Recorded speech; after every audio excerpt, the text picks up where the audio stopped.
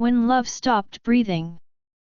Previous episodes are available on playlist, a link is given in the video description. Episode 5. Chapter 42.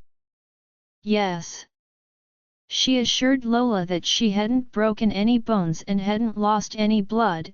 After all, someone had taken the impact of her fall. She turned around to see Kellen on the phone, talking quickly with his eyes furrowed and one hand in his hair. He hung up and put his hand over his eyes. She walked up to him carefully. He didn't open his eyes, but he knew she was close by and murmured, "The police will be here any minute." "Thanks," she said. There was a lot they needed to talk about, but this was all she could say for now. "Are you okay?" she inquired, worrying about how he looked. He didn't answer. He let out a trembling sigh as he ran a hand down his face. "It was on purpose," he muttered, saying what she had already thought. Kellen slammed past the butler who had let him into Isaac Arthur's fancy duplex residence. Kellen walked down the short hallway and into the sitting area, with the butler following him like a persistent, buzzing bee. Isaac Arthur was in the middle of drinking tea, and he was sitting up straight and looking quite calm and cool. Kellen said, "I know it's you," and pointed at the man, who only grinned at the accusation. Isaac answered, "Well, nice to meet you too, Kellen," and put the teacup down. He told the butler who had been standing at the entrance to go away. "Stop it, Arthur," Kellen shouted between clenched teeth. He was coming close to wanting to beat the man to death. "You've already ruined me, my business is falling apart faster than a comet. You got your revenge, so why are you after Lena?" Isaac lifted an eyebrow and smiled playfully.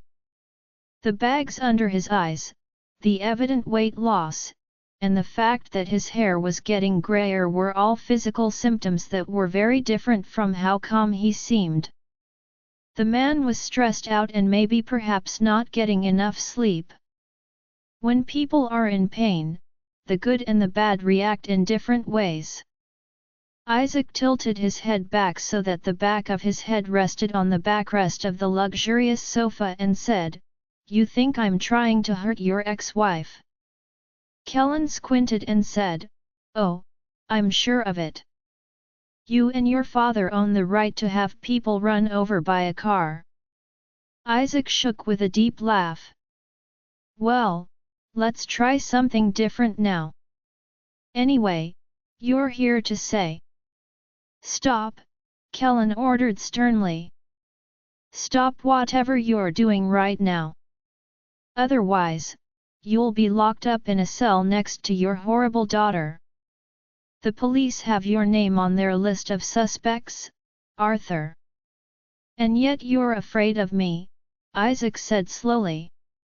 Kellen's blood heated because Isaac was correct. He was afraid.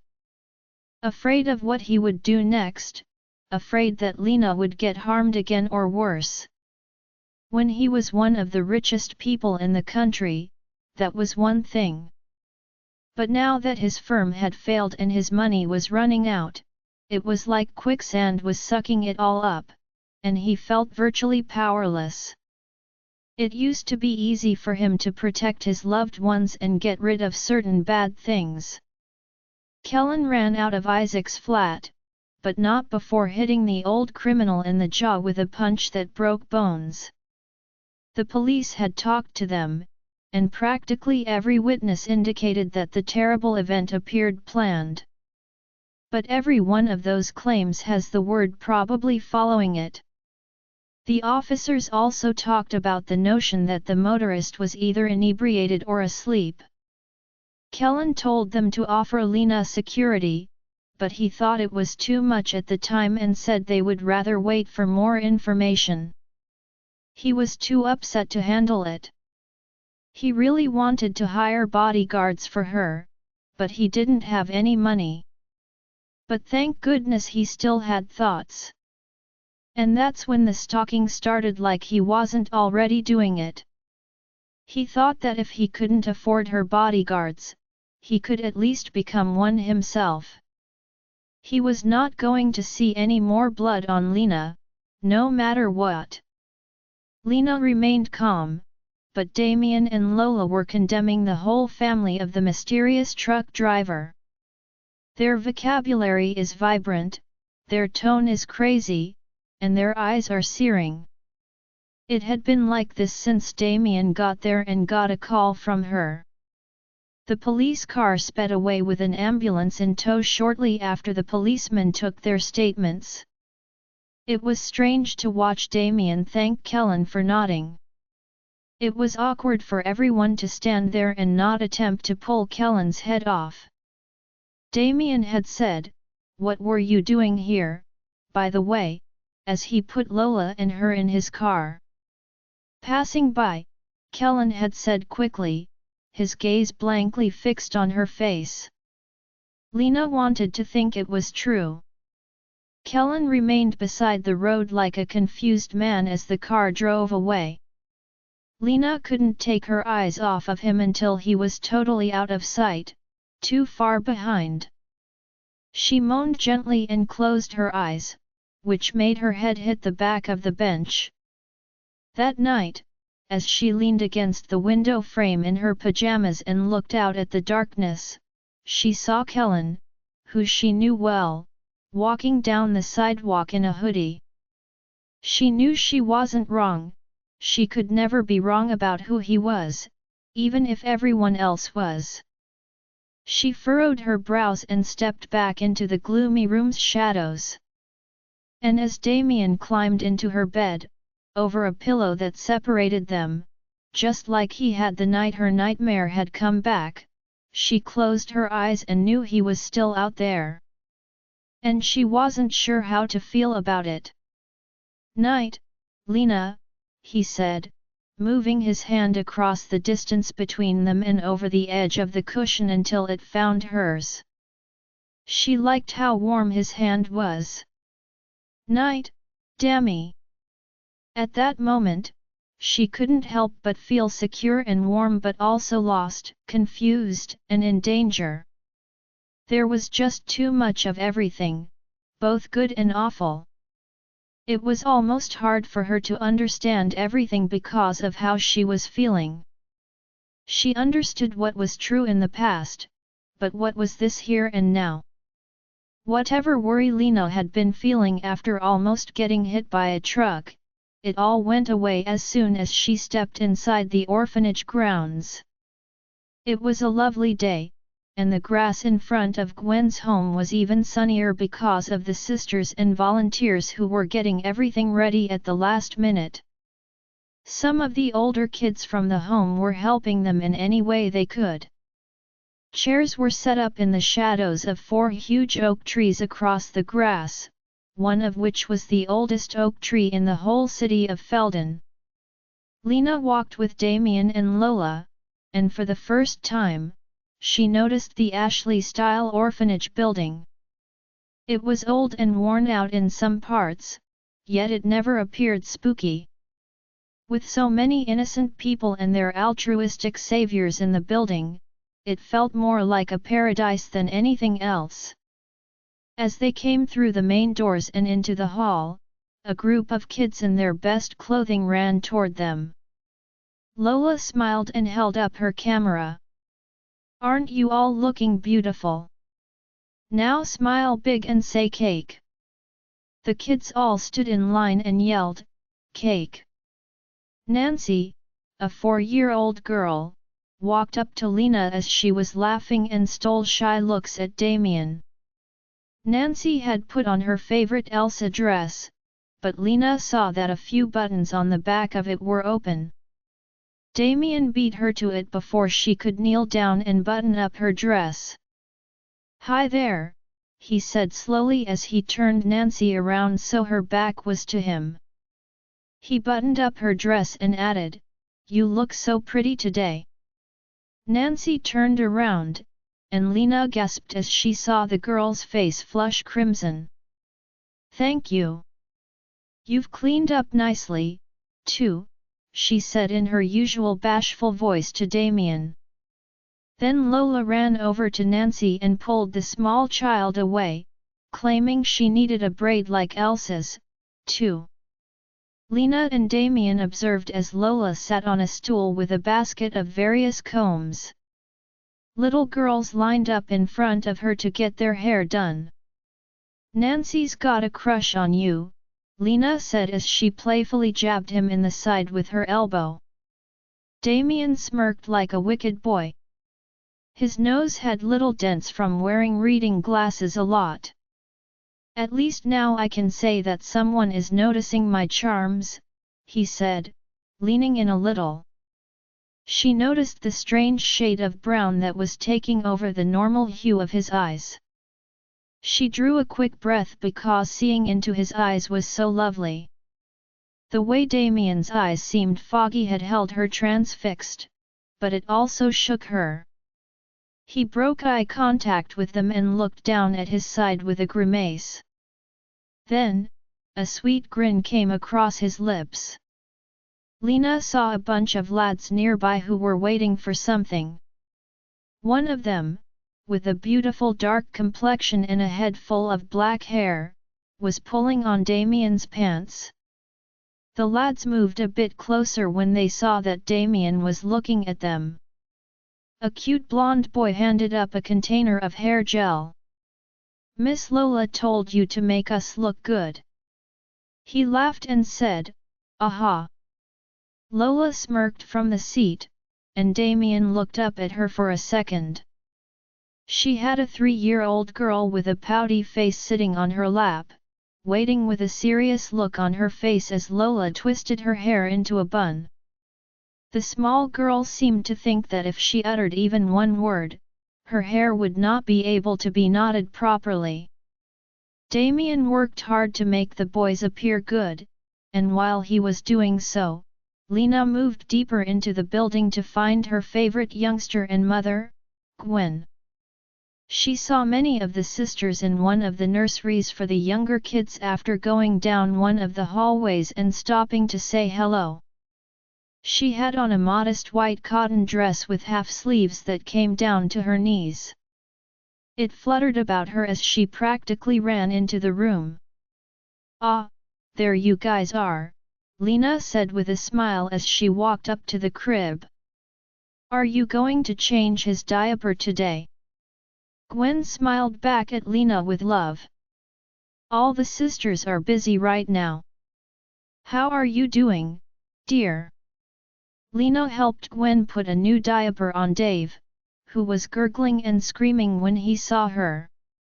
"Very good.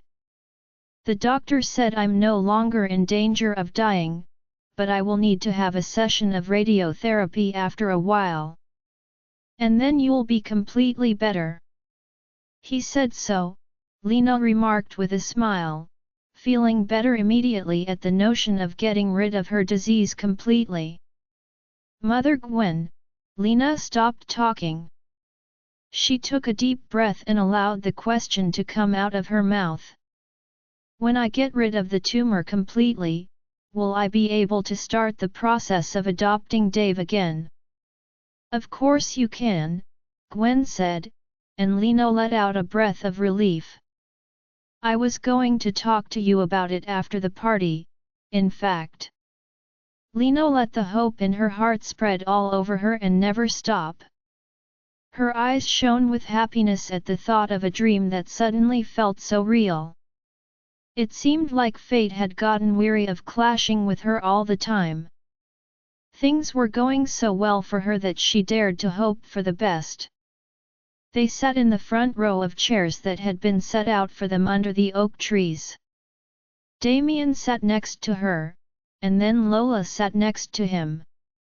Everyone watched, clapped, and cheered on the kids who had gathered on the makeshift stage to play. After Gwen spoke, she thanked the visitors for attending and asked them for whatever support they could give that would make the kids' lives better and fill their days with pleasure. It was hilarious to witness a volunteer Spider-Man jump around while the cool dudes performed the famous Spider-Man song. After that, a female sang Let It Go, much like Elsa did, with all the angst. One of the audience members got smacked in the face by the gloves she flung away. Lena knew him as the head of a well-known construction firm. The middle-aged guy, who was usually quite cranky, smiled for the first time in a long time. People nearby started laughing. Lena and Damien cheered loudly while Lola whistled like a crazy person. Dave pumped his small fists in the air and laughed like everyone else when Lena held him. Nancy, the 4-year-old bundle of sweetness, and her group sang Old MacDonald Had a Farm. Even though they forgot their lines halfway through and made things up as they went along, it was a tremendous hit. After the kids' performances, which made each child a bit timid but proud and happy, all the visitors proceeded toward the long tables that were set up. There were a lot of different sorts of refreshments available in a buffet format, and everyone stood in line with plates to fill their hungry bellies. Damien said, "Why don't you get a second plate?" as he stood behind Lola and watched her load her dish to the top. Lena put her lips together to keep from laughing. She was caressing Dave's back, and the youngster was quite focused on attempting to grab her bandana. Maybe she was wondering why it was in her hair. Selene turned her head to stare at Damien before moving away and mumbling. Lena hit him on the shoulder and said, "She just likes to eat. What's wrong with that?" "Nothing," Damien said with a grimace. "It's not fair that she doesn't gain weight even though she eats a lot. Not everyone is that lucky." "Oh boy! Are you envious?" "It's a real fact." Lena smiled as she saw him frown and said, "Ah, you're jealous." Damien handled both of their plates because she was already busy with Dave. They were going toward the checkered picnic mats that were put out on groomed grass next to the vegetable garden on the left side of the oak trees.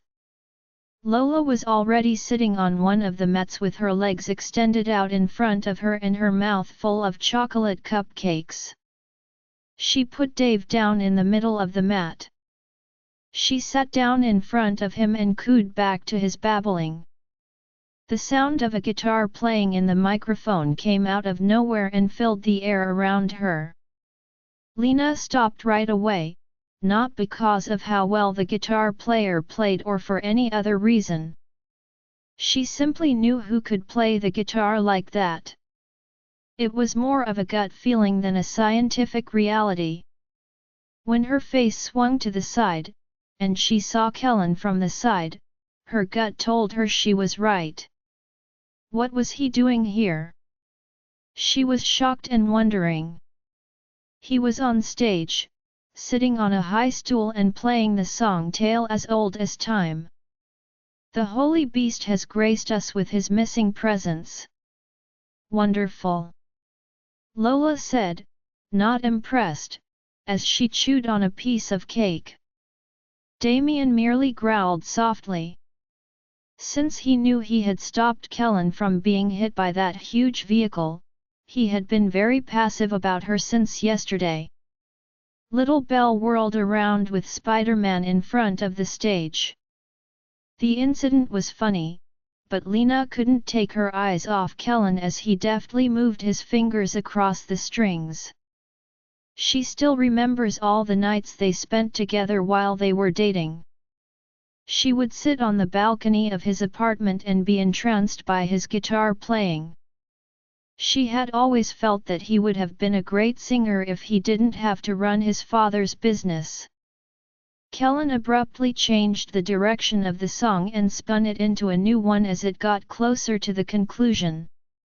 And as he looked up at her, she almost gasped because she knew which song it was. You're the light and the dark. You are the hue of my blood. You're the medicine, and you're the agony. You are the only thing I want to touch. I never realized it could mean so much, so much. Lena quickly glanced aside, but it was too late, her thoughts had already gone back to the first time they had sex. He sat on the ledge with a guitar and played the song while singing it softly in her ear. Everything was just right. They were so perfect that they never had to take a test to discover if their love could survive the hardest things in life, like the licks of fire and the depths of the great ocean. And when the moment eventually arrived, and they had to face the ultimate test, it was over quickly, they had broken up. What good would it do if he brought up the music and their days and nights together? What good could it possibly do if he stared at her with such passion that she always melted into him? Lena let out the heavy air that had been locked in her chest as the song came to an end, halfway through and like a foggy memory of a rainbow. It hurt. It simply hurt. She had been eating like a robot the whole time and just now noticed that her plate was empty. She could see Kellen talking to some folks from the side.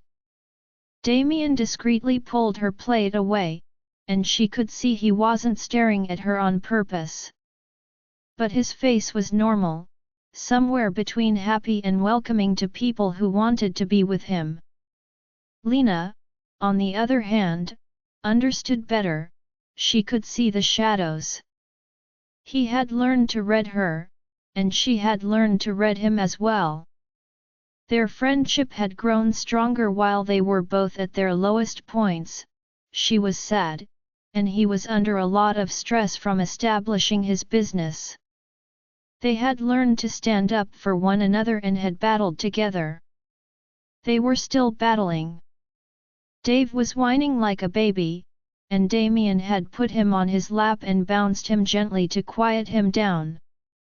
Lena's lips turned up in a smile as she saw it. She could picture it so clearly, Damien in a rocking rocker with a child, maybe his child, his spectacles drooping low on his nose as he sang a lullaby.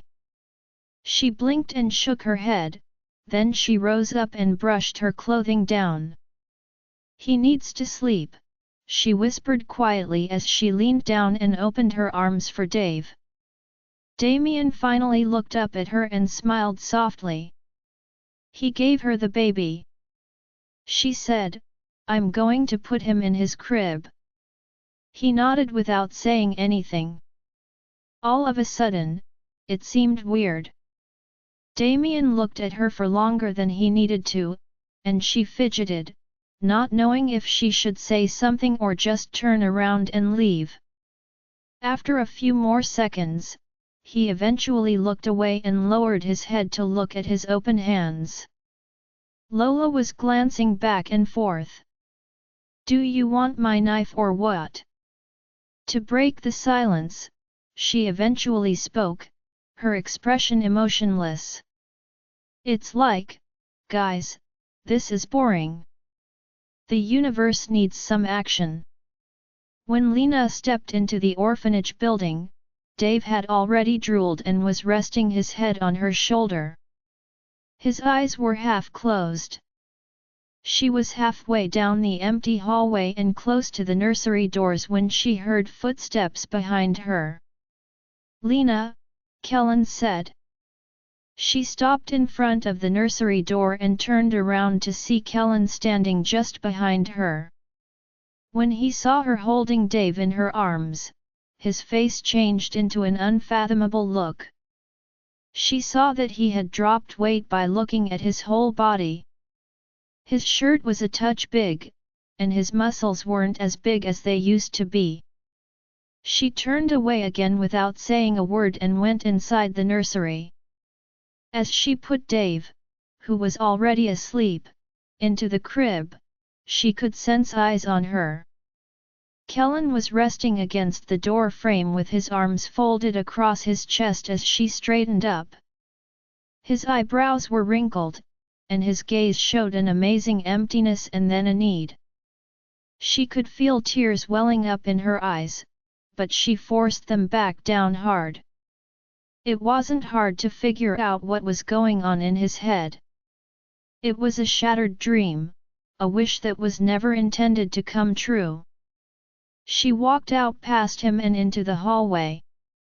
Everyone was outside at the gathering, having fun in the sun. She stood still within, with one high window letting in light. She pushed the curtains wider apart, letting in more light. She thought it could help ease the tension between them, but it was only wishful thinking. While she was peering out the window, she heard someone moving behind her. She thought he would speak first, but when he didn't, and she felt like he was holding his breath tensely, she spoke out instead. "You need to stop following me." She was talking about more than just today. She had seen him on the sidewalk in front of her apartment last night through the window. And she could tell he knew it, too, by the deep breath he let out. She knew. He said, "Lena, your life is in danger." "Isaac," he so, this time, it was Isaac who made sure she died. "Not surprising." "Then you should have just told the police and let it go," she said. "I did," he responded quickly. "But Isaac is dangerous, and you don't know him. What if he tries again?" "I really don't want that to happen, but I know he will." "Then you shouldn't worry about it anymore, Kellen." As soon as she said that, he grabbed her arm and spun her around to face him. He looked at her with dark eyes and murmured, "You'll always be my concern, Lena. You'll always be." Lena shook her head and squirmed. She let go of his arm. "No, Kellen, I won't," she responded firmly, hoping he would understand. "In case you forgot, our marriage is over now. There's nothing left between us." His eyes glazed over with worry as he feverishly searched her gaze for a second before closing them as if he couldn't take the anguish longer. He leaned in a little and put his palm on the wall in front of him. Lena stopped herself from reaching out to him and instead took a step back and away from his body heat, which was starting to seep into hers. She looked at the nursery door that was slightly open. "I know this won't change anything from the past, but Lena," he croaked. "I'm so sorry. I should have believed you. If not, I should have at least given you a chance. I should have at least doubted that those pictures weren't real, that." He stopped speaking in a broken voice, and she held her breath. Some memories had turned into nightmares for them, and it was still hard to talk about them, recall them, and not want to fall apart and die. She tried hard not to let him hear her heavy breathing with her eyes wide open. She was shocked that she was able to do it. He turned his head and glanced up at her, and the look in his eyes made her feel bad. He implored her, "Will you ever be able to forgive me?" as if he were begging for his life and it was just in her hands. "Why won't I forgive you when I forgave Ryan?" she said. "Because he was wrong, too, for pushing you too hard and getting a kick out of it. Why won't I forgive you when I've forgiven myself? For not staying back, for not seeing how Ryan's teasing was hurting you, for not standing up for myself and hitting some sense into your stupid head." Lena had heard that everyone in the world has their own aura and that no two auras are the same. It seems like a circle around a body, like an unseen area, maybe of the soul. She had also heard that if someone stays in that aura circle for too long, the auras start to share attributes with each other. Lena thought that something like that had been going on since she met Lola. She was now talking like her and really meant it. What would have happened if she had hit Kellen in the nose that night instead of falling apart like a broken fortress? Kellen didn't say anything for a good 5 seconds. He raised his eyebrows and looked like he didn't know what to do with what she said. He only murmured, "Lena, are you saying?" he started, his eyes wide with surprise and then hope. "Are you saying that you have forgiven me?" Lena nodded yes, and before the optimism in his eyes could turn into anything more, she said, "But that's all I have to give you. Nothing more. No more." Someone had kicked him in the gut, and he almost fell back. In only a few seconds, the hope in his eyes faded, leaving only fear and despair. He was breathing in and out like he was going to die, and he was opening his lips to say something that she was going to deny. She couldn't go back and look at something every day that would always remind her of the agony and uncertainty that never went away. Damien's roar was so loud in her ear that she couldn't even hear him speak. And then, with a hard shove, she and Kellen were both thrown to the ground. Damien's body followed them and landed on top of her awkwardly, but not before a whoosh and the sound of the window smashing into bits. What? They were standing exactly there in front of that window. She heard Kellen swear and felt Damien trying to get his body away from her. He moaned as he did this, and it sounded like he was in a lot of pain. Damien inquired quickly, "Are you okay, Lena?" Kellen, who was frightened, helped him sit up while perspiration dripped down the sides of his face. At that point, she saw blood running down Damien's right arm. She took a startled gasp. Damien wasn't harmed, he was shot in the head. It appears like he took the gunshot that was meant for her. The bullet just went through my arm, it didn't stay in, Damien replied with a smile as he gazed at Lena. And it didn't even hit the bone. Lena, stop worrying. The lines on your forehead are making my head hurt now. Lena blinked and opened her mouth to say something, but Damien spoke first. Damien gave her a stern look and said, "And don't even think about saying it's your fault because it's not." His eyes told her that he knew precisely what she was thinking, as always. How did he always manage to achieve this? Had it hit your bone, you might have lost your arm. Lena shook her head, trying hard to get rid of the scary picture in her imagination. What if you got hit in the heart or another organ? I could have lost you, Damien. When the police got there, they started a full investigation into the orphanage. The event was spoiled. At least they were at the end of the day, and in a strange way, the media attention made the orphanage quite popular. They scanned the buildings around them right away, focusing on the higher ones in the direction of the red laser pointer beam that Damien had seen coming from. Finally, proof was obtained on the roof of a building, indicating a sniper had been there. At the earliest, the police decided that someone had put a hit on her. Lena understood that Kellen was correct. There was also no question who was behind this. Lena felt a shudder down her spine. It seems like the Arthur genes had a lot of crazy people in them who did crazy things for love and retribution. When Lena saw Damien looking at her with a blank look on his face, her eyes narrowed. "What?" she said, touching her forehead and then her cheek. "Is there something on my face?" He seemed like he was going to snap out of it. His cheeky smirk came on in no time. "No," he said, clearing his mouth. "So, you and Kellen." "Don't act like that," Lena said with a squint. "That you didn't hear it all."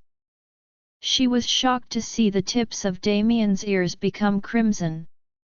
"Okay, I did," he said, shrugging and plucking at the edge of the bandage on his hurt arm. "And thank God for that, you are safe now." "Damien!" Lena yelled at him, remembering again how stupid it was for him to jump in front of her to get that bullet.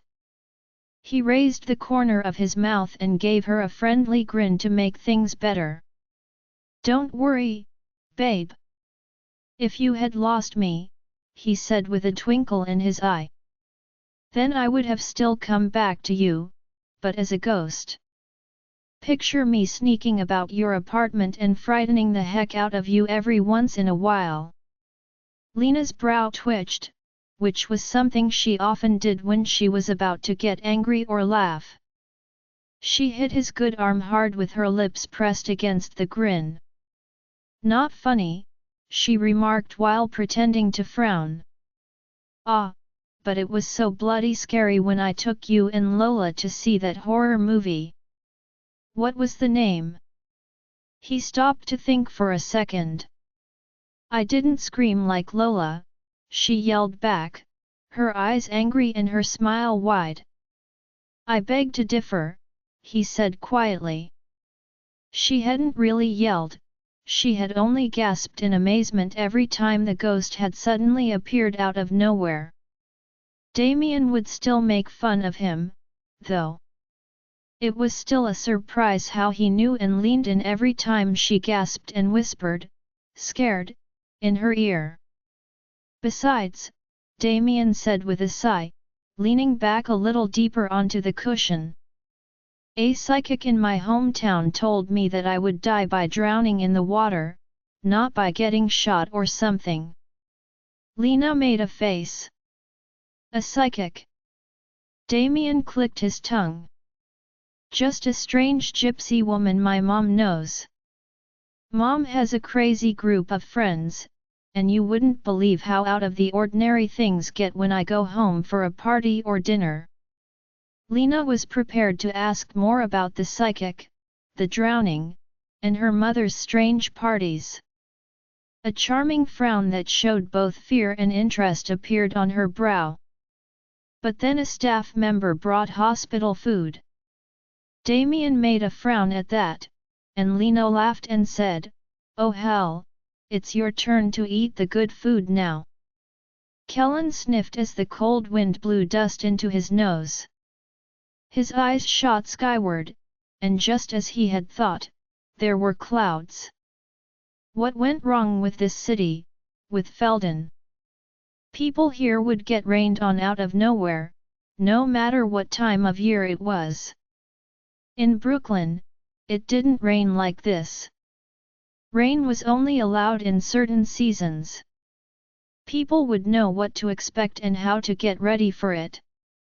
On the other side, Felden was more like a place where things happened that you didn't anticipate, like grunts in the sky, clouds getting darker, damp trickles down your shoulder, a strong chilly air, and the sense of being caught off guard and frantically looking for shade. Kellen shuddered and had goosebumps on his arms when the first drip hit his right cheek. He had never had this response before. He took a few steps back, then turned around and ran up the steps and into the hospital building. He didn't stop till the gentle rain ended. The police officer who was with him was a few steps behind. The officer took off his hat and shook it hard to get the stray drips of water off. "A police car will patrol past her apartment building every half hour," he continued. Kellen took a step back since he didn't want to get wet. But why was his throat growing so dry? Kellen frowned and said, "That doesn't sound like a good enough security measure to me." What if she gets hurt in those 30 minutes? The officer responded, we checked the security of her apartment, and it seems good enough. There are CCTV cameras and a security guard sitting just inside the entrance on the ground floor. Look, if you still think we're not doing enough, then please, by all means, hire a bodyguard from one of those professional detective and security companies. Kellen's lips were squeezed together tightly. The notion made his skin crawl and his stomach slump in shame. He couldn't take care of the lady he loved anymore, and he couldn't get the things he needed to protect her anymore, either. His condition was like a disability, and the painful awareness was like a heavy weight on his shoulders, dragging him down all the time. Once upon a time, he had everything, and for the most part, he didn't appreciate all that money. He now knew what it was like to be virtually broke. But it wasn't like a middle-class man couldn't save his girlfriend, it was just a lot harder. Every fight becomes like trying to stop a tsunami without money. Kellen was learning the hard way. The officer had told him that they were finally going to question the senior Arthur. They trusted Kellen's screams more after the shooting. Kellen sat down on a stretcher that was close to the wall next to the cantina after the cop departed. He stared blankly at the escalators that never stopped moving. The rain outside the hospital's glass front had increased up speed, and it gave him chills that were more than just a bodily reaction. His arms were still covered with goosebumps, and his crazy mind told him that he would never be the same again. Kellen was so buried in his thoughts, or lack of them, once that sudden urge hit him that he didn't even realize that an hour had gone by. He didn't care about time, and every day, he learned that there was joy in this. He just sat there, doing nothing and letting his thoughts go wherever they wanted, not caring about the world that was spinning around him. He just came back to his senses when he smelled Lena's familiar perfume and saw her. He looked up and saw her coming toward him. He focused on her face, which was inclined to the side, and saw that the area beneath her eyes was dark. He hadn't seen the brightness in her face since he had seen her at the orphanage until she heard him play the guitar. Kellen inquired, "How's he?" when she stopped in front of him. "Okay, now he has to stay here tonight. The doctors want to make sure he doesn't get a fever or an infection." They stood there for an entire minute without saying a word, staring out the glass in front of the hospital at the rain outside. Kellen turned away first, flinching. Lena, on the other hand, still looked to be in some kind of haze. "You should go back to your hotel now." She didn't seem to be too lost in reality, though. "You can't always trust what you see," he responded. "You should also go back to your apartment." Lena nodded. Visitor hours were finished, therefore, she wouldn't be able to see Damien until tomorrow. But he was scheduled to be released tomorrow morning, so Lena was going to be here for sure, and it was certain that she would take Damien home with her. Kellen let out a sigh. Lena agreed to let him take her home, which was a relief for him because he had thought she would say no and was ready to fight for her as much as he could. But he didn't need to. He could tell when she let her tiredness show on her face by looking at her out of the corner of his eye. That made sense. She was too tired to resist just now. They spotted Lola at the hospital's front stairs, soaked like a stray cat in the rain that was becoming worse. They, too, tried to take her home with them, but this one had enough power left to snap and claim she was great where she was and needed to stay there. Things like that. Lena didn't let Lola sit, of course, so the girl wouldn't get seizures because it was too chilly. Lena had said, "Then I'm going to sit here with you until you stop wanting this craziness." The threat worked effectively. Kellen understood that Lena would die for her friends. In the past, that part of her made him envious, but now that the worst was done, he viewed it in a manner that made him feel proud. Some adjustments are meant to happen a bit too late. It doesn't sound like a good idea, Lena remarked, her voice getting weaker. Lola was a very silent creature who was tightly attached to Lena's elbow. Lena didn't know who was supporting who. Kellen grumbled and looked blank. Why? Because you think it will be weird to have your ex-husband stay at your house for a night. Lena said, "I'm surprised how well you can read my mind, Kellen." She was being sarcastic, and she knew that both of them were hurting each other with the interchange. Before, Kellen had stopped before his hotel and ordered the two women to wait in the car while he ran away without providing Lena any kind of response when she asked what was going on. Not long after, he came out with a lot of baggage in his hands. A hotel employee followed him with more bags and suitcases, which they put in the trunk of the car. Kellen had just said, "I've just checked out," in response to Lena's perplexed look. "Don't worry," he said when he saw that she was worried. "I only want to stay the night at your place. I'll leave tomorrow." "Excuse me.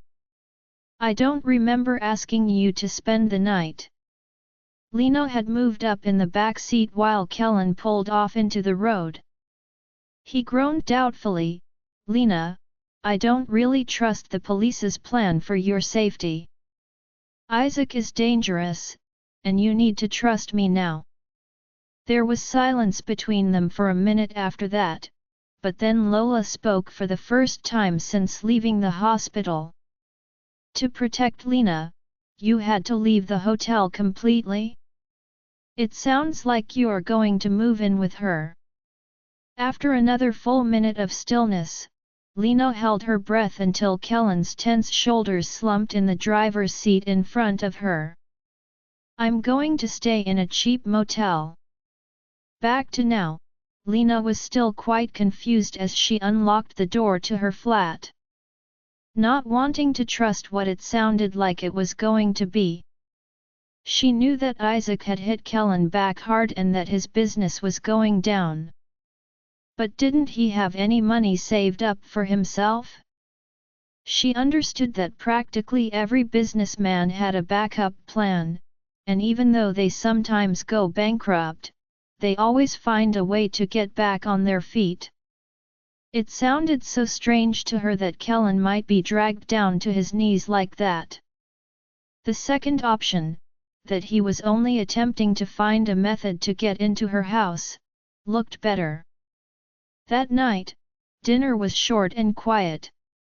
Lola sat next to Lena at her little, square kitchen table. Lena saw her picking at the food on her plate instead of eating. Kellen, on the other hand, was sitting across the table and completing the task of biting, chewing, and swallowing in a rather robotic way. Lena let out a sigh. "Hey, I know the tuna fish sandwiches aren't that great because I made them quickly, and the tuna was just cut out of the can. There's some pasta in the cabinet, so I should probably cook it, but you guys need to wait a little while." Strong voices interrupted her at the same time. "That's not true. Not a chance." Lola and Kellen looked at each other and tried again.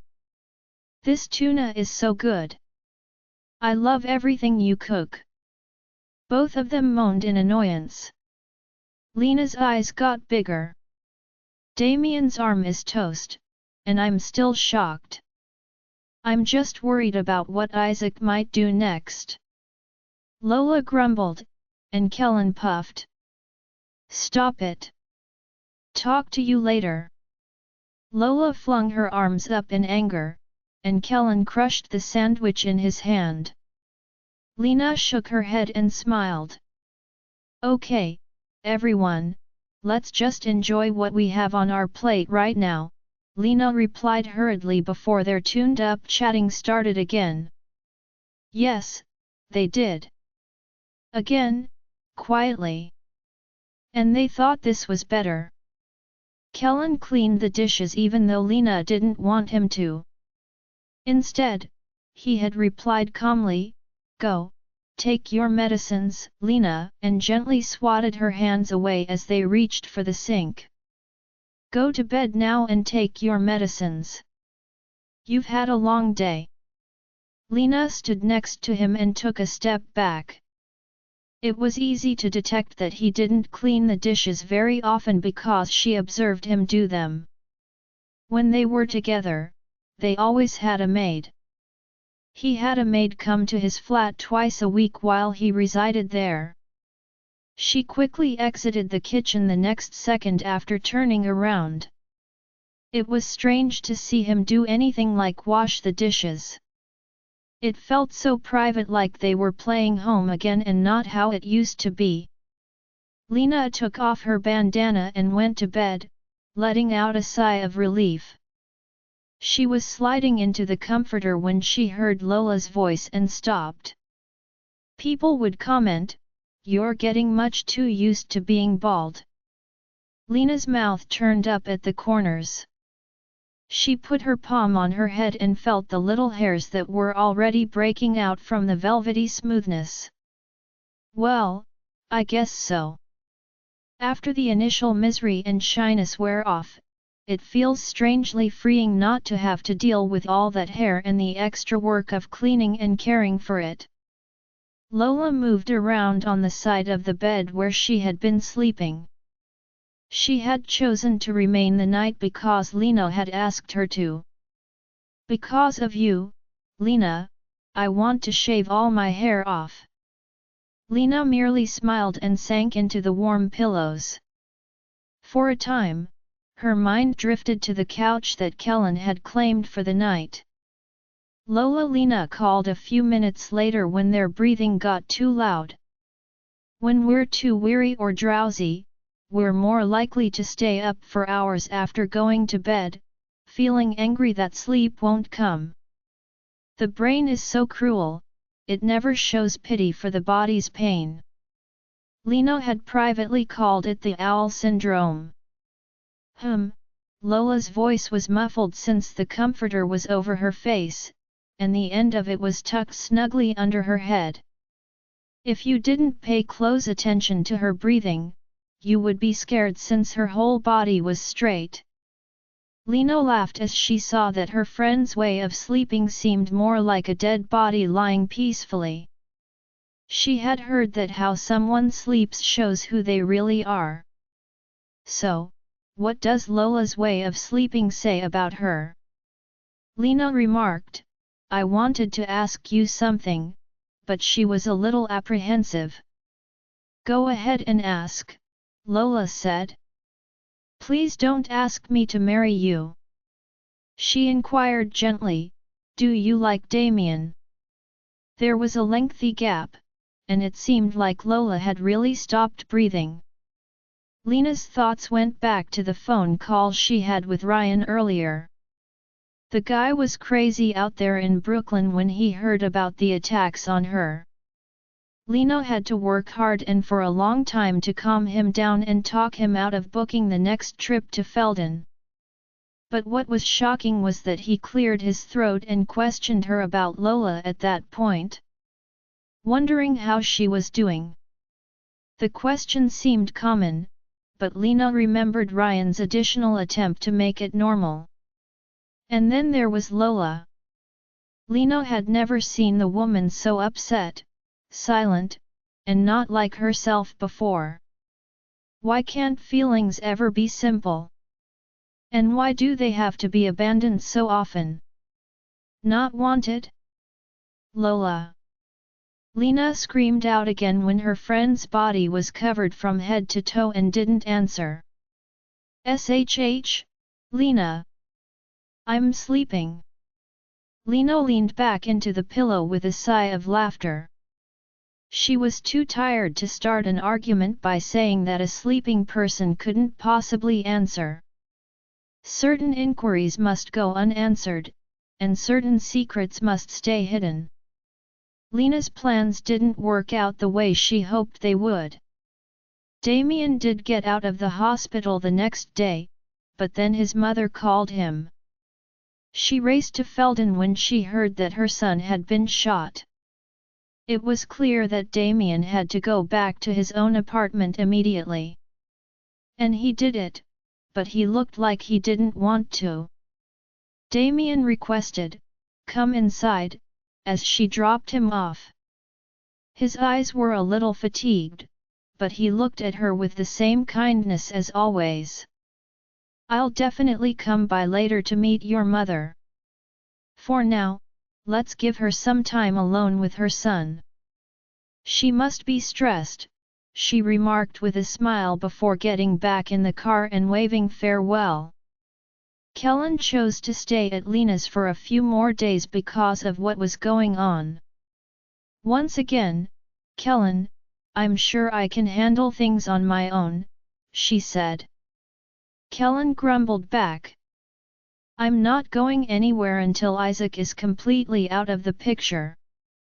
"But he's in police custody and being questioned right now, isn't he?" she said angrily. Kellen just growled again and walked over to the restroom. He said over his shoulder, "But his hitmen aren't, are they?" Lena couldn't say anything back to it. Lola was back to her normal self since that morning, which was unexpected.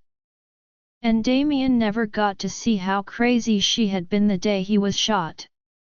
Lola didn't even go with Lena when Damien left the hospital.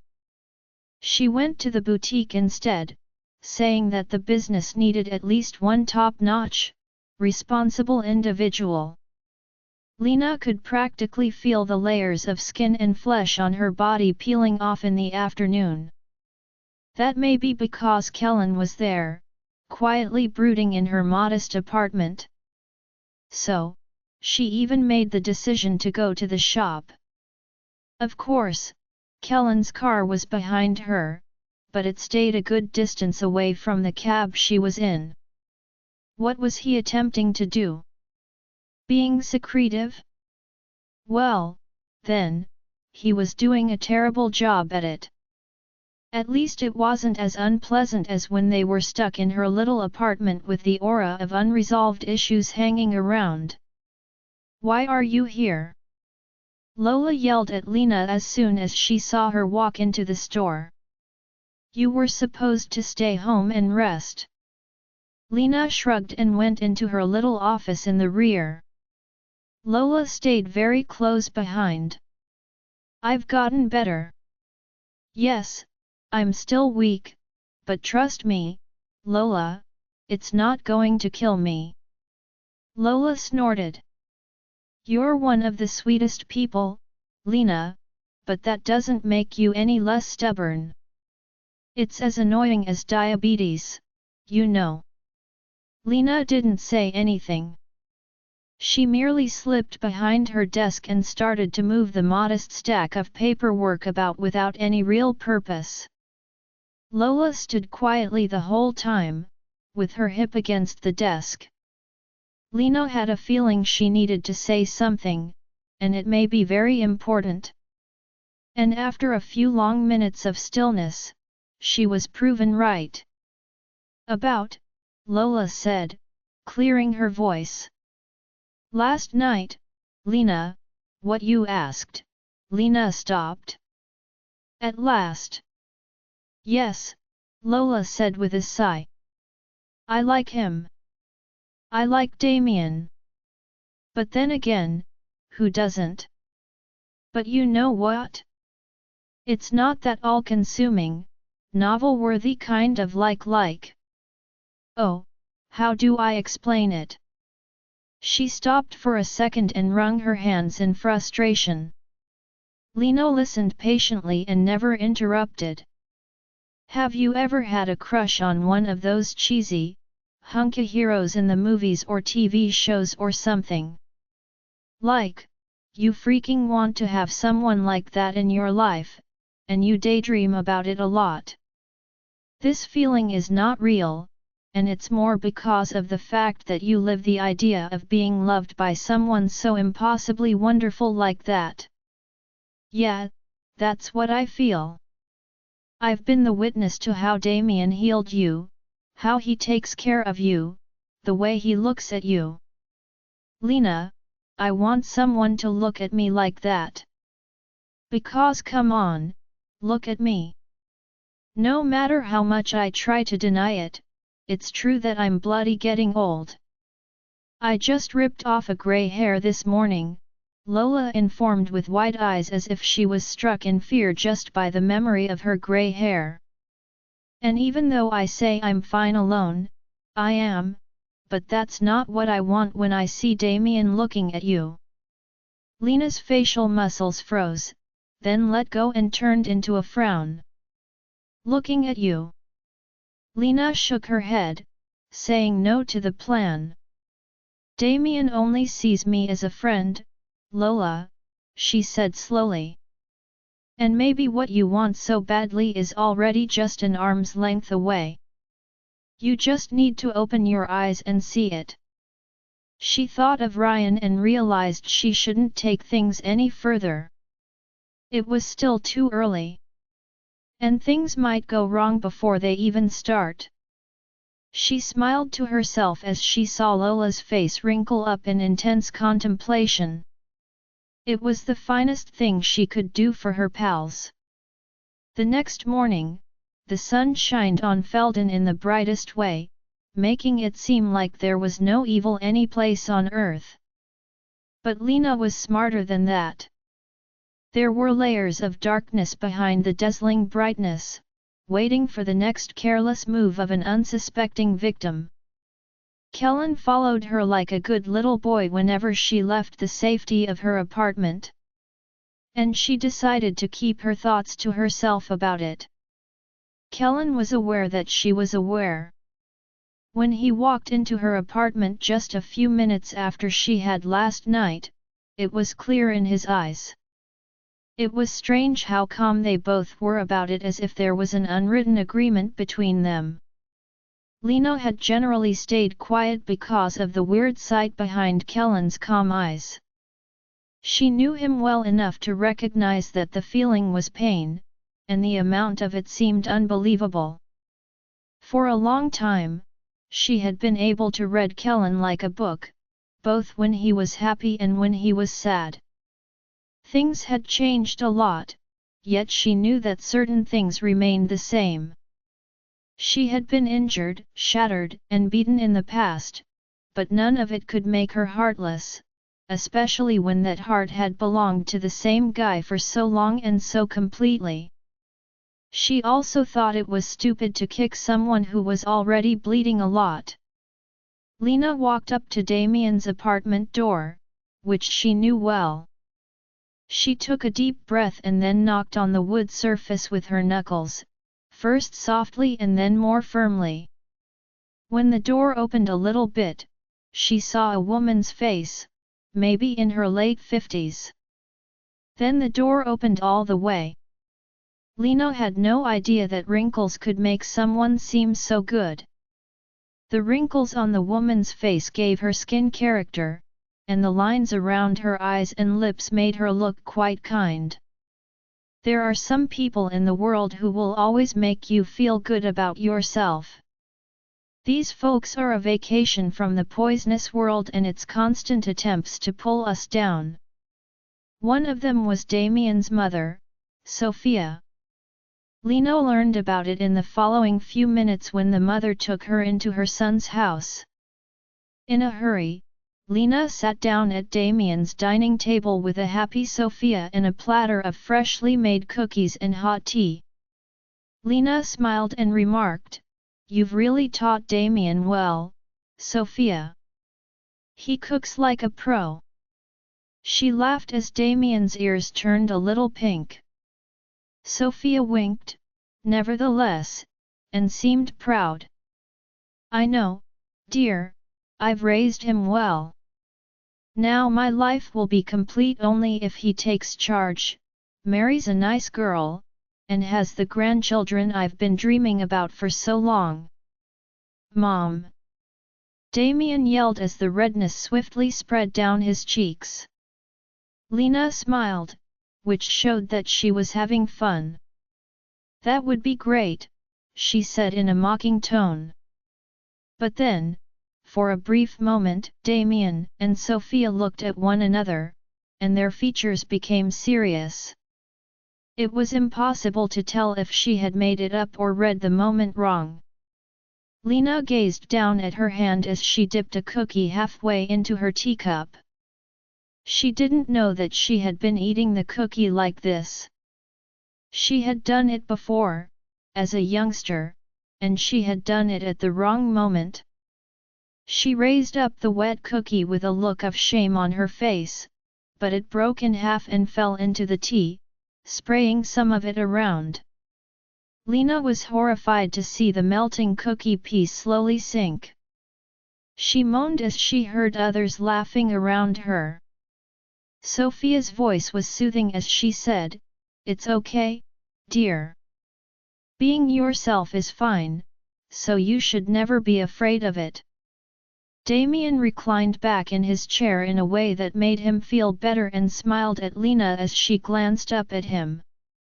"I won't be scared," Lena replied as she reached for another cookie and dipped it in the tea the way she liked it. Sophia clapped her hands. "That's just great."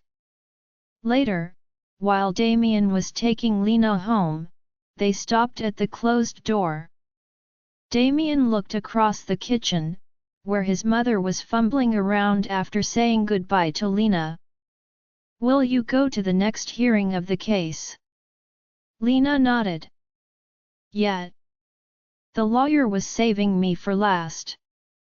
I guess he's making the case more interesting by putting the witnesses and evidence in this order. Anyway, I just hope this is the last hearing. I can't wait for that woman to get a proper sentence for everything she did to me," she said, taking a shaky breath and looking to the right. "To Kellen, to us." She looked back at Damien's face as she heard him remark, "That horrible thing will get what she deserves, Lena, and her father too. The monstrosity runs in the family, and it needs to be stopped." Lena agreed completely. Her lips were squeezed together in a tight-lipped grin of anger and hope. Even if her history had broken her heart, it couldn't poison it. It had made her stronger in ways she was beginning to see, little by bit. Lena headed to the boutique after seeing Damien. She was determined not to let Lola do all the work and get tired. Lena recognized that while the girl seemed like she was full of energy, she was really a very sweet and sensitive woman. "The core is going to be softer if the shell is firmer." Lola literally threw Lena out of the store when it was almost 8, and it was becoming darker outside. She told Lena to go home right now. "Did you forget that you have a radiotherapy session tomorrow night? You need to save your energy, Lena. Or do you want me to call Damien, who only has one arm, so he can drill some sense into your pimply head?" Lena flew out of the store right after that, of course. Lola had already phoned for a cab. But, as usual, it was taking its own sweet time to get there. The authorities definitely needed to pay more attention to Felden's cab service. Lena stood on the sidewalk and rubbed her arms. The wind was a little chilly, and it hurt her skin. She gets chilled very readily because of her health problems. Dr. Robert had said that it would stay the same till her body was fully healed. She looked to the left and right to see whether Kellen was still there. After that, she rolled her eyes. Of course, he was. She thought he could be maintaining a considerable space between them and trying his best to be covert. It was odd because it felt like they were playing hide and seek. And they were going to win the game for sure after they presented a good case against Isaac. Kellen would go back to South Hills, and everything would continue on as usual. She was in the process of letting out a sigh when she saw a figure emerging out of the shadows of an alley a few feet distant. Her eyebrows furrowed, and her body tightened in readiness. Her gut told her that something bad had come out of the darkness. And that gut feeling was accurate when Isaac Arthur's face came into view beneath the bright lights of the street. Her brows relaxed, but her eyes got bigger in disbelief. "You," she began, whispering to herself. "You were supposed to be in police custody." When she saw Isaac's lips curve into a devilish smile, or was it a sneer, her insides twisted in horror. "Well, what a surprise!" Isaac remarked.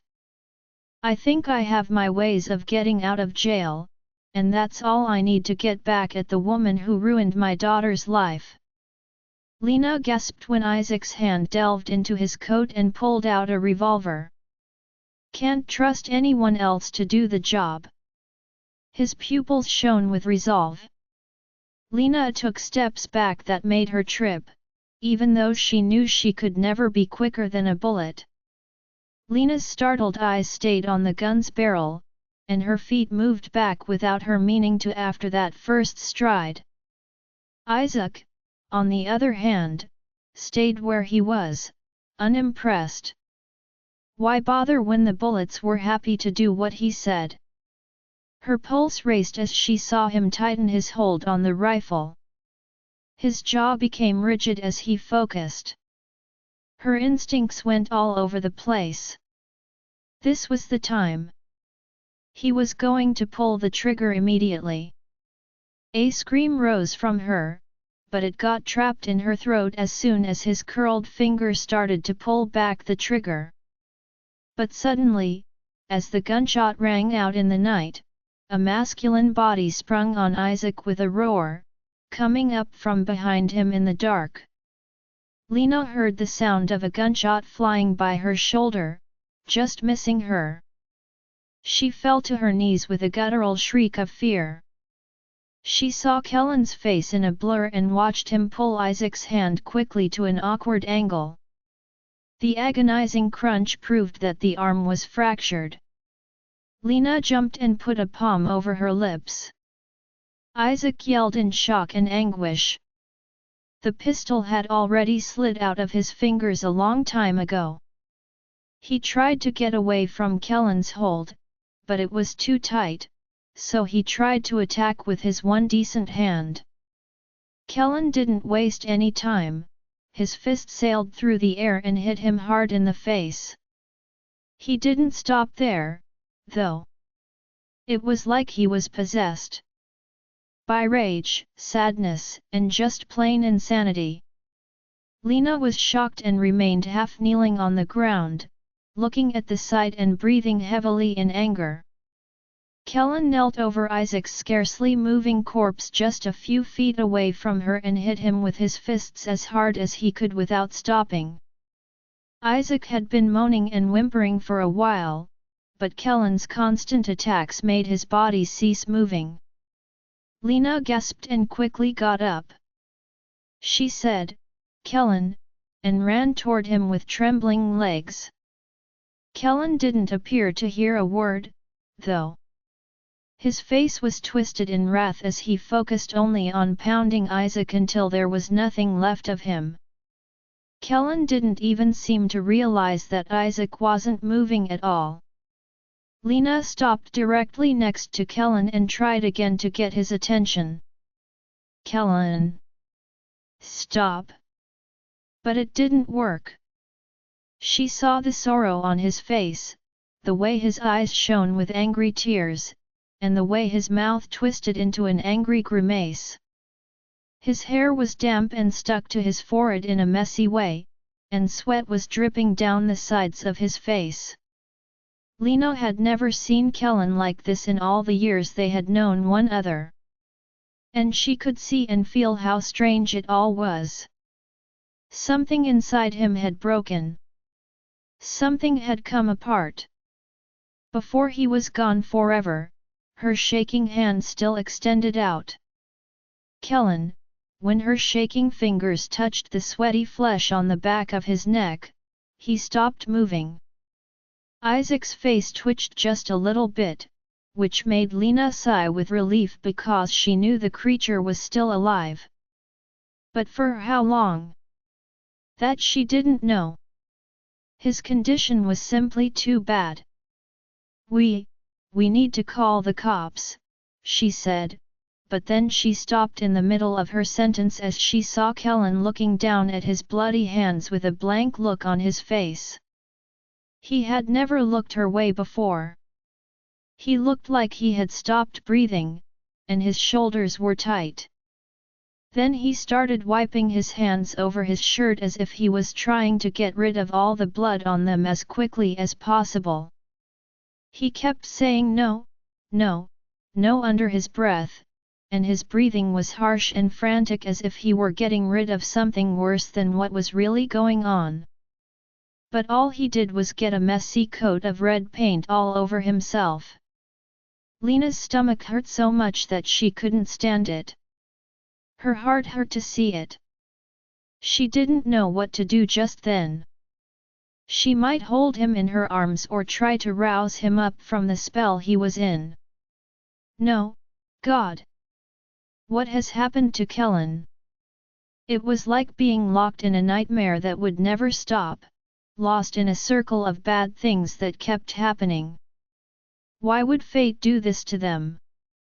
Why them? After Isaac's stunt to kill Lena, the court's process for giving Selini's judgment sped up a lot.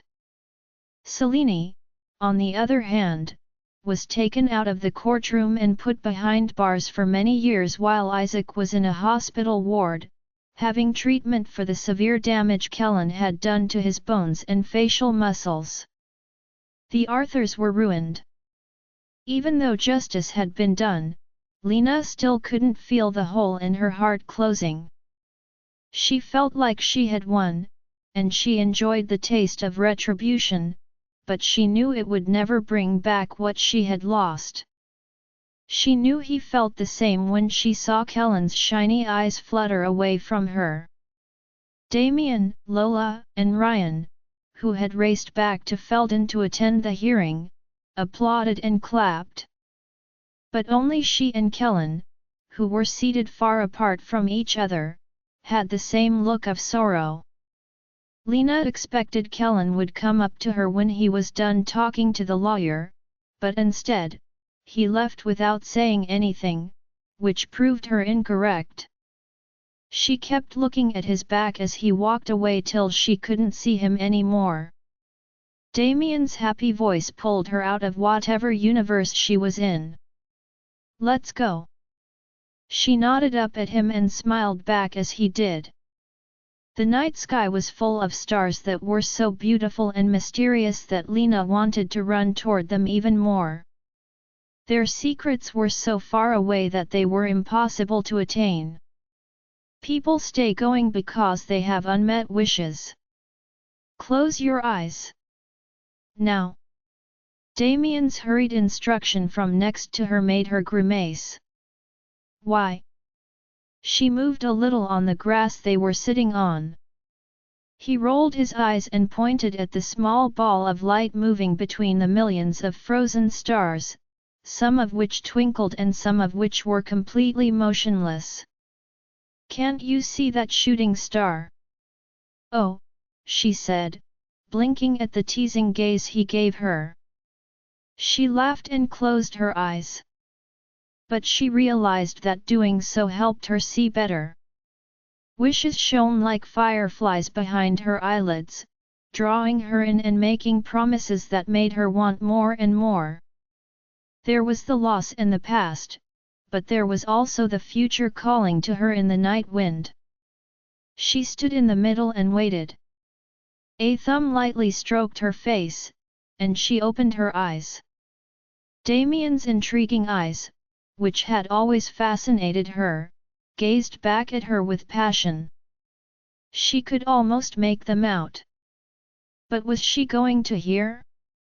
She looked at his face and said, "What?" She wanted him to talk. She owed him her life, therefore she had to listen to anything he said. But Damien remained quiet. For a long time, he looked at her as if he were trying to remember every nuance of her face. She thought, finally, when his lips parted.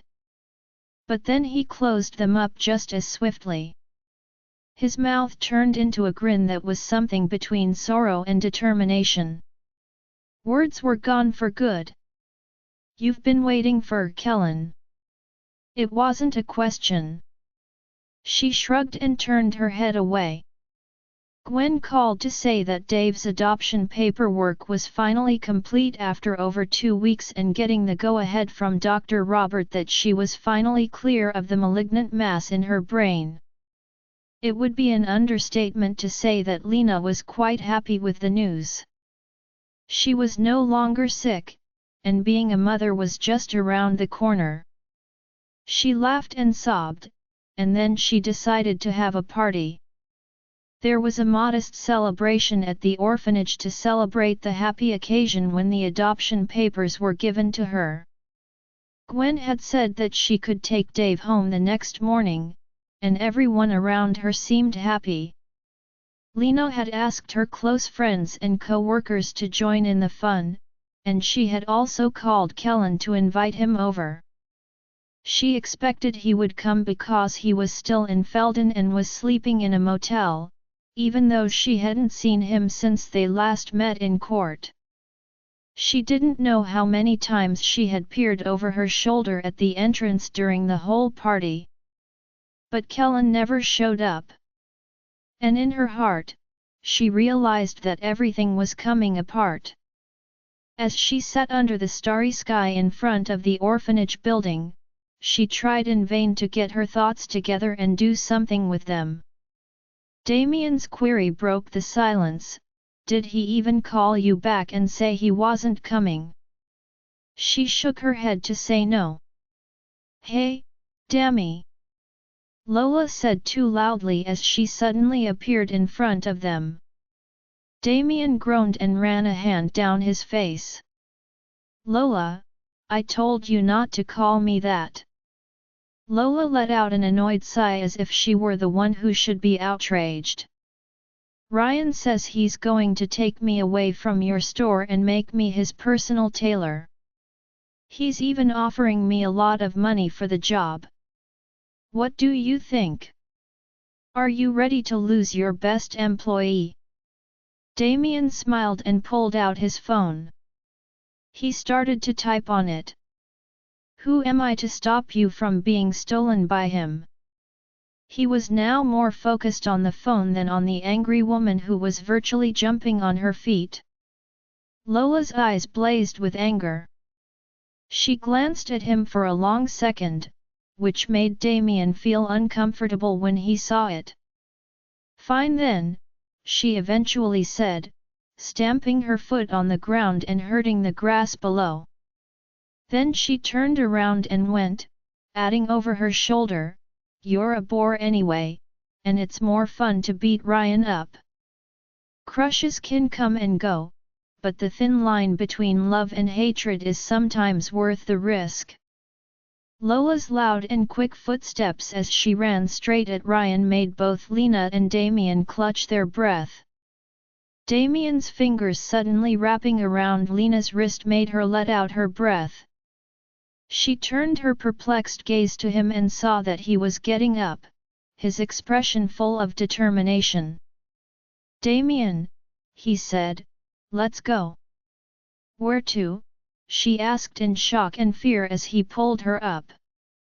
And before she knew it, she was being rushed out of the orphanage. He held her wrist tightly the whole time, and he dragged her along with him as he walked and ran. She asked him a couple more times, but he didn't answer. As a taxi drove over at the curb, they got to the sidewalk in time. Lena's perplexity only grew as he walked toward the cab with her. "Damien, your car is parked just 2 feet away. Why is this taxi here? Can you please explain what's going on?" She dug her heels into the ground to make them both stop. Damien turned his back. He gazed at her in an odd way by tilting his head to the side. "Because you need to go to him," he added. "Go talk to Kellen." Lena looked at Damien for a long time before shaking her head softly to say no. He only grinned. "You know you need to. You both need this before the time comes when you can't anymore." Always the smart friend. Lena was breathing heavily now. She wanted to do it, yet didn't want to do it at the same time.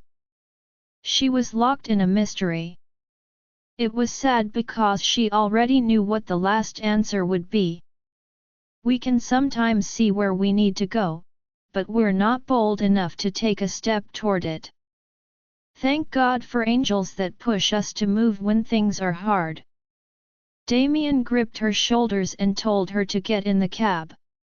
He then closed the door lightly. He urged the driver to get going. Lena couldn't believe how quickly everything transpired. Her fingers stung from how hard she held onto the rolled-down window. Damien started to rush next to the car as the motor started to grumble, and the car started to move. Lena gazed at him with desperation, her brows furrowed, wanting to cry but not being able to. She screamed at him, "Why are you running?"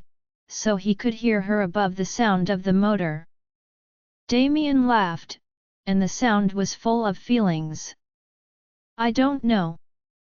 The cab was going quicker now, and it seemed as if Damien had gone crazy because he was moving his feet faster, too. Lena stuck her head out the window and looked at him while she pressed herself against the door. She was going to tell him to stop running, but then a white blur came dashing from the other side and smacked Damien, who didn't see it coming. Lena heard their twins screaming. She turned her head as far as it would go to see the horrible sight. A woman in a white wedding dress lay on top of Damien's thrashing body on the side of the road. Lena gasped. She wanted to see what would happen next, but her cab had already rushed by and gone to where she needed to go. The motel's manager, an old guy with grey hair and a weak frame, informed Lena, he hasn't left his room in 3 days. He coughed a few times and then spoke again, making his eyebrows furrow even more. My staff tried to find out what was going on, but he wouldn't let anyone in. I was really going to call the cops right now. What if he's a criminal or a drug addict hiding in my motel? He could be sick. Have you thought about that for once? She said, trying not to show how angry she was by clenching her teeth. He just said that too, with a raised eyebrow. Lena ran to Kellen's room after learning the room number and acquiring the key to that room, which the management kept in case of emergencies. She thought it would come in helpful. The motel was an old structure with 4 floors. The prices for the accommodations were really low here. That was what the sign at the front desk said. As Lena walked down the dark hallway, she thought of the most likely cause for that.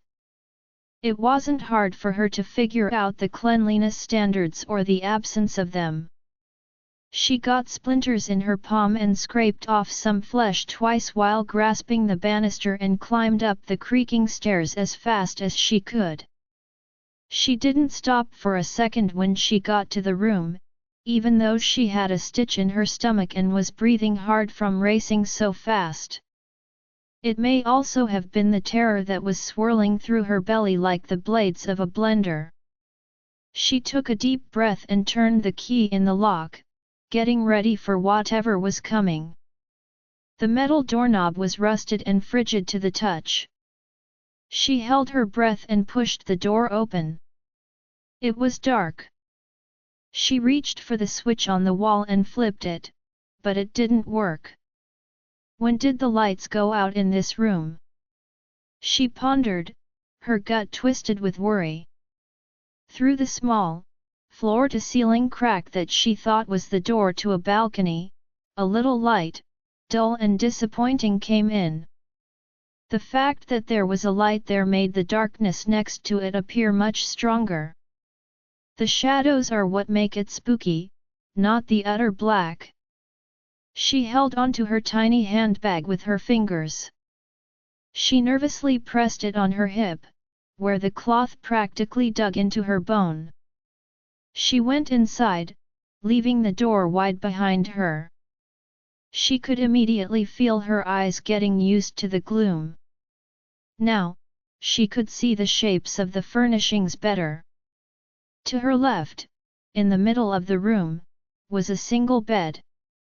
Next to it was a medium-sized tea table. Before the bed, a chair fell over next to it. She gently moved up to it and peered at the little door on the right wall. She thought it might be the closet. She could see the pool of water flowing from the balcony from where she was standing in the middle of the room. The rain was coming down hard outside. The smell of the rain, which was filthy and moist, was quite strong outdoors. But suddenly, the motel's dirty smell made it go away. "Kellen," she yelled. "Be quiet." She could tell that the bed was empty by straining her eyes. There was no evidence or sound of the guy she was looking for, yet she could still feel that he was there. She could never forget how to sense his presence. You can't forget how to swim because you can't forget how to walk. Once someone learns them, they will always be there. She yelled, "Kellen," again, this time louder. A faint rustling sound came from the side of the bed, where the darkest darkness masked the spot on the floor that was tight against the furniture. "Kellen," she muttered as she moved closer. The darkness moved a little bit further, but her narrowed, focused gaze saw it. She moved forward slowly, not because she was terrified but because she knew something unpleasant was about to come out. At that same moment, lightning struck across the sky, and she was only a few inches away from the figure that was suddenly hidden in darkness. The blinding flash of lightning lit up Kellen's body, and she gasped at the sight. He was curled up on the floor next to the bed where he had taped himself as if his life depended on it. "Kellen," she could only whisper his name as the lightning went away too quickly. He drowned in the dark again. She quickly took out her phone and let the purse fall from her grasp. She turned on the flashlight and pointed it at Kellen. She sank to her knees after taking the last few steps to him. As soon as her fingers touched his hot forehead, he took a deep inhale. The temperature showed that he didn't have a fever, but he was shivering, and his skin was sweaty. His hair stuck down low on his forehead, almost concealing his eyes. They had gotten too big. "What have you done to yourself?" She was crying. She cried and stroked his cheek with her fingertips. His jaw was rough, and when she touched his lips, they felt chapped. "What have you done?" she said again, her voice breaking in the midst. Her hand went down to his arm, and she helped him sit up a little bit. His limp limbs made it easier for her, yet that same feature made her more anxious. To the pounding anxiety in her chest. "You've come," he muttered, tasting his dry lips. His face curled up for a time, so it must have hurt. "Why?" He sounded like he was attempting to talk properly through a lump in his throat, but his voice was low and watery. "Get up." She tried to assist him get up as she stood up, but she decided to feed him first. It looked like he hadn't eaten in days. Her palms found his suddenly thin hands, and the light from her phone made his gaunt jaw and sunken eyes stand out. "No," he said, pulling her hands away. He sank back into the shadows again as Lena leaned over him in disbelief. "Kellen. It's raining. Look out there," he remarked as if that explained everything. "What?" Her voice trembled with fear. "What's going on, Kellen? Please, tell me," he abruptly snapped. "I can't stand it." And he seemed weak. "Those cold drops, they would." "I don't," he stammered, not making any sense and without giving a reason. He stopped talking and seemed really angry. Lena cried as she saw the guy she loved was ruined. She had heard that the guilty person suffers more, but she could only see how much now. "Get a grip, Kellen," she said through her tears. "Please, you need to snap out of it." But what if it was too late? What if he was already too far away? She gazed around the dark, dirty room in despair, even though her vision was fuzzy.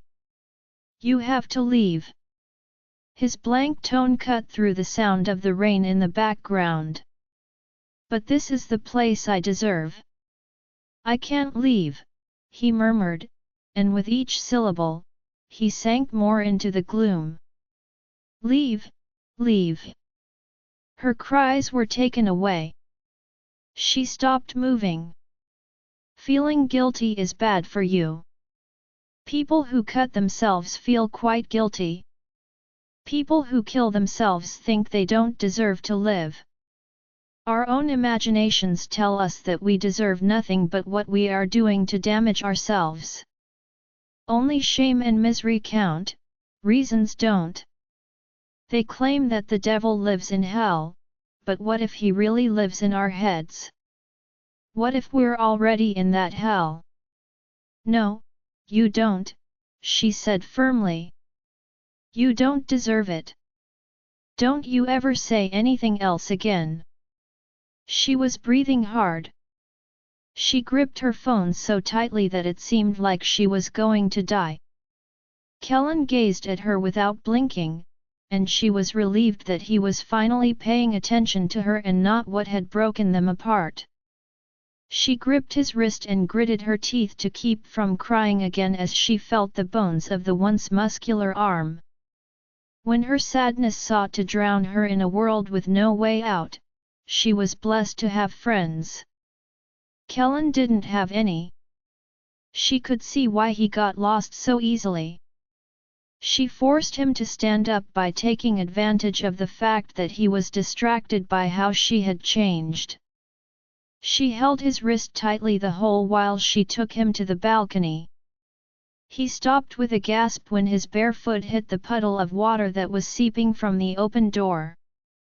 "No, trust me," she said this time, and she was determined to push aside the memories that were trying hard to come back. His eyes were full of sadness and pain. He didn't say anything and kept looking at her. And she went out onto the balcony, where the rain poured down on them both right away. The cold almost made her head numb when she first felt the rain, but it got better after a time. She blinked a lot. The torrential downpour made it impossible to see anything. It was like a big shroud that was meant to keep them in.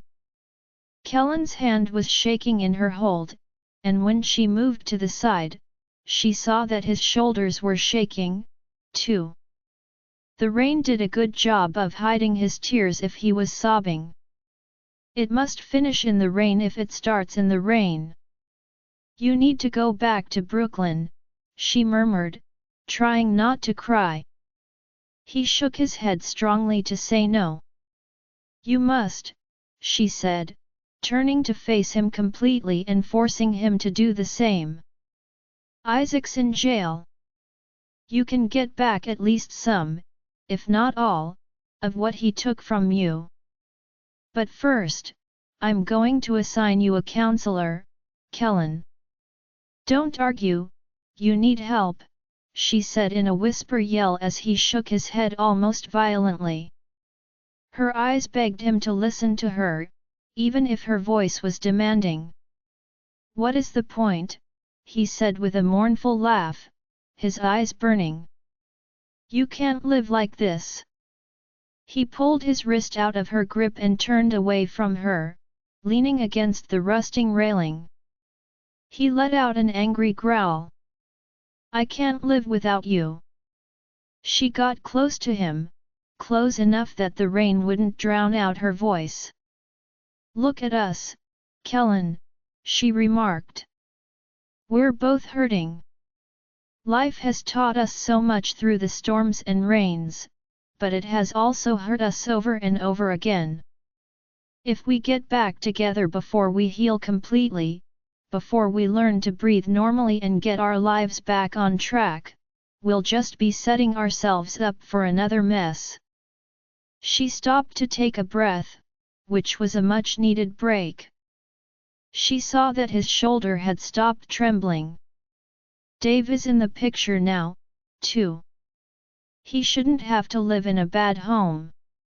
Let's get rid of this bad energy, Kellen, because I don't want any of us to drown in it.